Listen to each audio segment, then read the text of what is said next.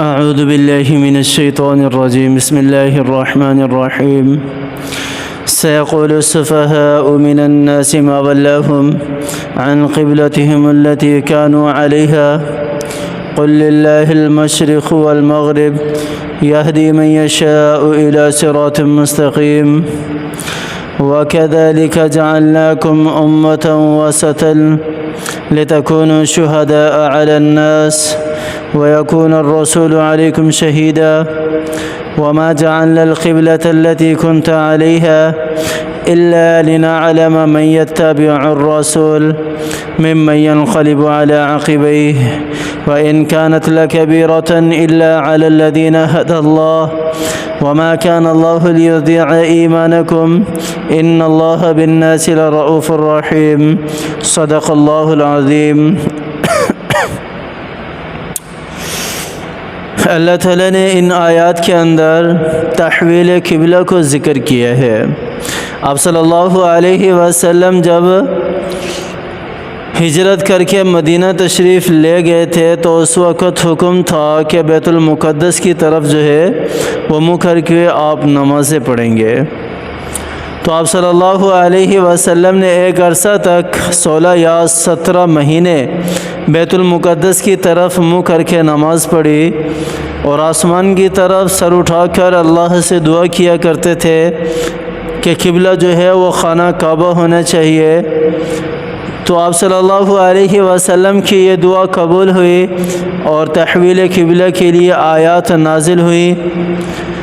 تو یہاں پر سیقول السفہاء سے مراد بہت ساروں نے یہ کہا کہ اس سے مراد یہودی اور عیسائی ہیں کہ وہ کہنے لگے کہ بے وقوفوں کو دیکھو نعوذ باللہ کہ قبلے کو کبھی اس کو قبلہ بنا لیتے ہیں کبھی اس کو قبلہ بنا لیتے ہیں۔ تو اللہ تعالیٰ نے یہاں ارشاد فرمایا کہ سیقول السفہاء من الناس ما ولاهم من قبلتهم التي كانوا عليها۔ اللہ تعالیٰ نے ان کو بے وقوف کہا اور کہا کہ یہ بے وقوف لوگ کہتے ہیں کہ کون سی ایسی چیز ہے جس نے مسلمانوں کو بیت المقدس سے پھیر دیا خانہ کعبہ کی طرف۔ اور بہت سارے مفسرین کہتے ہیں کہ اس سے مراد مشرکین مکہ ہے، وہ بے وقوف مراد ہیں اور حقیقتاً میں تھے بھی بے وقوف، جو اللہ اور اللہ کے رسول پر ایمان نہ لے آئے۔ تو اس سے بڑھ کر کوئی بے وقوف ہو سکتے ہیں؟ کوئی بے وقوف نہیں ہو سکتا۔ پھر یہاں پر جب تحویل قبلہ ہوا عصر کی نماز میں تو آپ صلی اللہ علیہ وسلم کے ساتھ جو صحابہ نماز پڑھنے والے تھے بہت ساروں کے دلوں کے اندر خیال آیا کہ جو پہلے ہم نے نمازیں پڑھی ہیں یا جو ہمارے مسلمان اس دنیا سے جا چکے ہیں جنہوں نے بیت المقدس کی طرف منہ کر کے نماز پڑھی، کہ آیا ان کی نمازیں قبول ہوں گی یا ہماری نمازیں قبول ہوں گی یا ہماری نمازوں کو ضائع کر دیا جائے گا؟ تو اللہ تعالیٰ نے اسی دوسری آیت کے آخر میں ارشاد فرمایا وَمَا كَانَ اللَّهُ لِيُضِيعَ إِيمَانَكُمْ إِنَّ اللَّهَ بِالنَّاسِ لَرَؤُوفٌ رَحِيمٌ۔ اللہ تعالیٰ ارشاد فرما رہے ہیں کہ ایک حکم پہلے جو تھا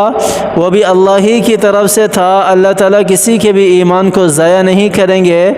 اور جو دوسرا حکم ہے وہ بھی اللہ ہی کی طرف سے ہے۔ پہلا حکم بھی تم نے اپنے معبود کی اطاعت میں پورا کیا، اللہ تعالیٰ اس پر بھی ضرور اجر دیں گے، اور دوسرا حکم بھی تم نے اپنے معبود کی اطاعت میں پورا کیا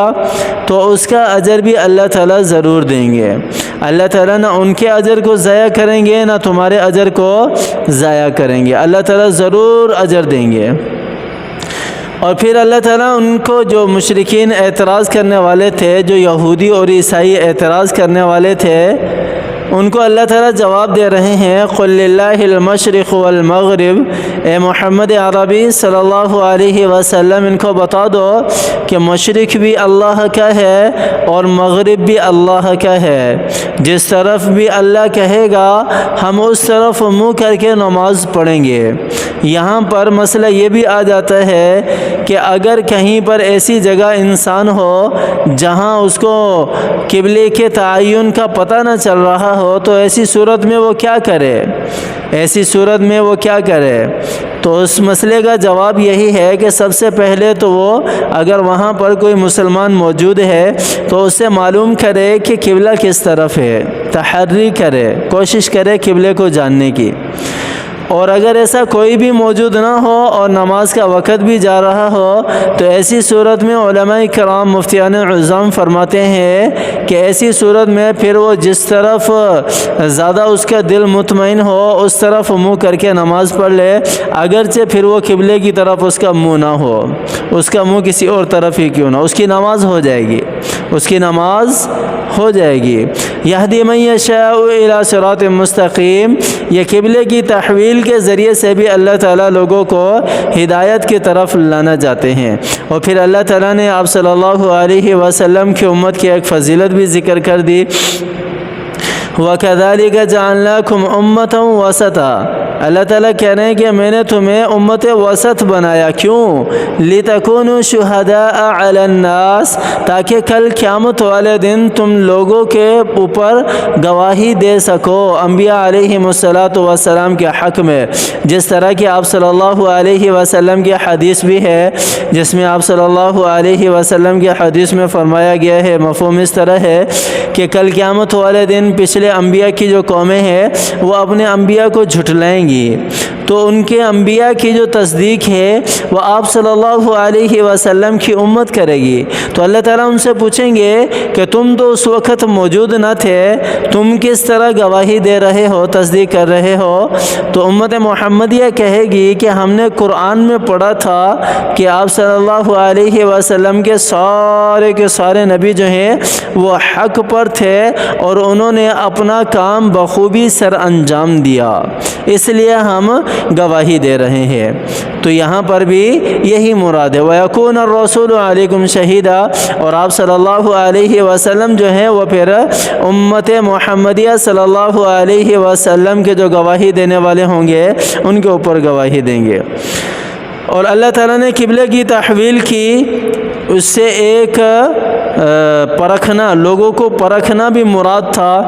کہ اللہ تعالیٰ جو ایمان لانے والے ہیں ان کو پرکھنا بھی چاہتے تھے، اور جو یہودی خوش تھے، جو عیسائی خوش تھے کہ آپ صلی اللہ علیہ وسلم ہمارے دین کی طرف آ رہے ہیں، بیت المقدس کی طرف منہ کر کے نماز پڑھنا شروع ہو گئے ہیں، ان کو بھی پرکھنا مراد ہو سکتے ہیں اس سے۔ وَمَا جَعَلْنَا الْقِبْلَةَ الَّتِي كُنْتَ عَلَيْهَا إِلَّا لِنَعْلَمَ مَن يَتَّبِعُ الرَّسُولَ، اللہ تعالیٰ ارشاد فرما رہے ہیں کہ یہ جو تحویل قبلہ ہے یہ بھی کوئی ایسے ہی نہیں ہے، بلکہ اس کے ذریعے سے بھی اللہ تعالیٰ آزمائش کرنا چاہ رہے ہیں، اللہ تعالیٰ کی ذات امتحان لینا چاہ رہی ہے اپنے بندوں کا، ایمان والوں کا، کہ کون ہے جو میرے رسول کی پیروی کرنے والا ہے، میرے رسول کی اتباع کرنے والا ہے، اور کون ہے جو پیچھے مڑنے والا ہے، ممن ینقلب علی عقبیہ، اپنے پیروں پر پیچھے مڑنے والا ہے، یعنی فرما برداری سے اپنے آپ کو پیچھے ہٹانے والے ہیں۔ اور پھر اللہ تعالیٰ نے آگے ارشاد فرمایا وَإِن كَانَتْ لَكَبِيرَةً إِلَّا عَلَى الَّذِينَ هَدَى اللَّهُ، اور یہ بہت مشکل امر تھا، مشکل کام تھا، لیکن اللہ جسے چاہے ہدایت دیتا ہے۔ اللہ تعالیٰ کے ہاتھ میں ہے نا ہدایت، اللہ تعالیٰ کے سوا کوئی ہدایت دے سکتا ہے؟ کوئی نہیں دے سکتا،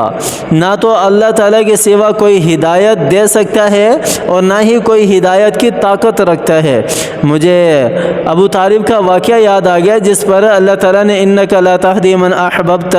وَلَكِنَّ اللَّهَ يَهْدِي مَنْ يَشَاءُ والی آیت اتاری تھی، جب آپ صلی اللہ علیہ وسلم بہت زیادہ غمزدہ ہوئے کہ میرے چچا جو ہیں وہ بغیر اسلام کے جا رہے ہیں، تو آپ صلی اللہ علیہ وسلم پر وحی نازل ہوگی۔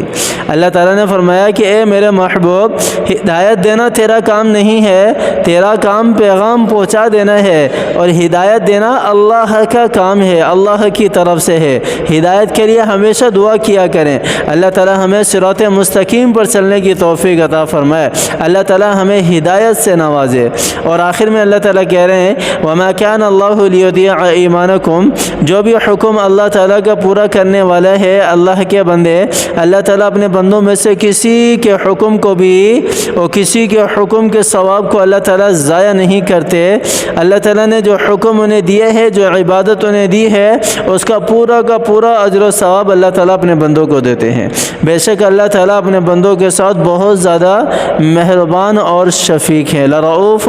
شفیق ہیں، اور بہت زیادہ اللہ تعالیٰ کی ذات اپنے بندوں کے ساتھ مہربان ہے۔ اللہ تعالیٰ ہمیں قرآن کو سمجھنے کی توفیق عطا فرمائے۔ دعا کیا کریں اپنے لیے، اپنے پیاروں کے لیے، اللہ تعالیٰ ہمیں بھی اور ہمارے پیاروں کو بھی صحت یابی والی زندگی دے۔ اللہ تعالیٰ ہمیں بھی اور ہمارے پیاروں کو بھی عافیت والی زندگی دے۔ اللہ تعالیٰ ہمیں بھی اور ہمارے پیاروں کو بھی بیماریوں سے نجات عطا فرمائے، شفا کلی عطا فرمائے، دنیاوی اور اخروی ذلت و رسوائی سے اللہ کی ذات حفاظت فرمائے، دنیاوی اور اخروی محتاجی اور معذوری سے اللہ تعالیٰ کی ذات ہماری حفاظت فرمائے۔ ہمیشہ اپنا محتاج رکھے، دنیا میں کسی کا بھی اللہ تعالیٰ ہمیں محتاج کسی بھی طرح کا نہ بنائے۔ اللہ تعالیٰ عافیت والی زندگی دے۔ اللہ تعالیٰ ہمیں ہماری ساری کی ساری ضرورتیں پوری فرمائے۔ آمین ثم آمین۔ وآخر دعوانا ان الحمد للہ رب العالمین۔